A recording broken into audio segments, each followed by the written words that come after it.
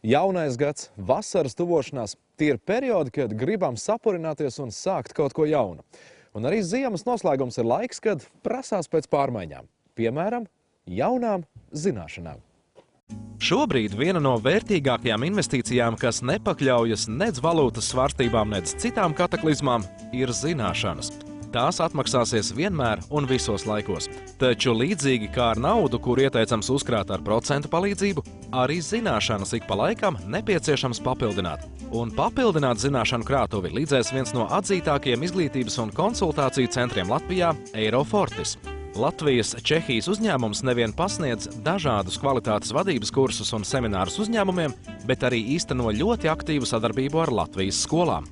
Gūstot pieredzi dažādos Eiropas Savienības mūžizglītības projektos, kā arī apkopojot dažādus metodiskos materiālus no pasaules valstīm, Eirofortis pasniedzēji izstrādājuši vairākas apmācību programmas, kas palīdz bērniem attīstīt praktiskas lasīt prasmes un citas iemaņas. Tā problēma ir tāda, ka vecāki nesadarbojas ar skolu, un pasniedzēji skolā ir ļoti zinoši.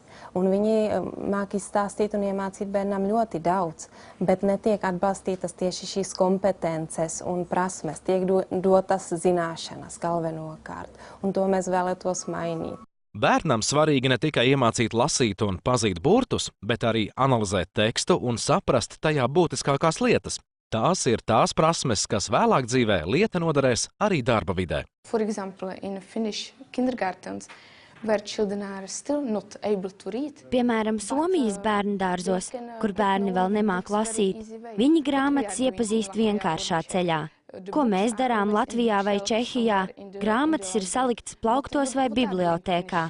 Savukārt Somijas bērndārzos grāmatas ir saliktas uz grīdas un citviet, tā, lai bērns nebaidītos pienākt klāt grāmatai, tai pieskārties, atvērt to un palūkoties uz bildēm. Tas ir ļoti viegls veids, kā tamlīdzīgas lietas praktizēt mājās. Tas ir viens no piemēriem, kā mazs bērns var sākt mīlēt grāmatas, pat, ja viņam vēl nav zināšanas, kā tās lasīt. Eirofortis sadarbība ar Bārbeles pamatskolu sākusies jau 2007. gadā. Tā devusi skolai motivāciju uzsākt savus projektus kā tautskola ar 15 dažādām izglītības programmām.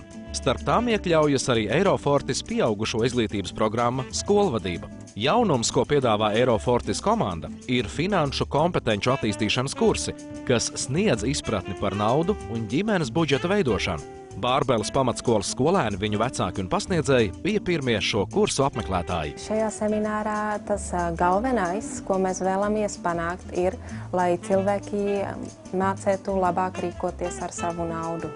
Šeit ir jāpiedalās visai ģimenei, nevis tikai vecākiem vai tikai bērniem, tur ir jāpiedalās kopā.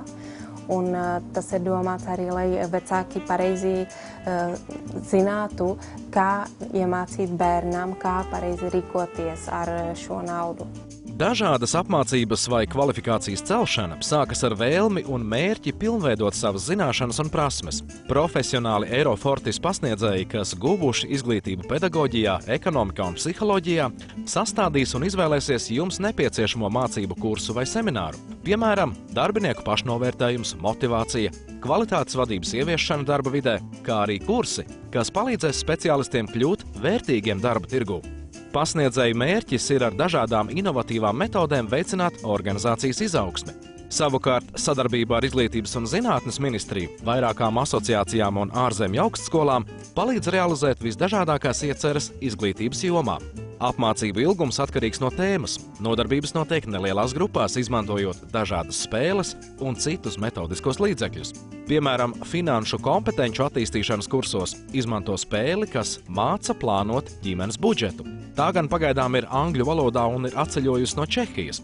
Taču pat laban Eirofortis pasniedzēji strādā pie šīs spēles latviskās versijas, kas drīz būs pielāgota mūsu valsts videi.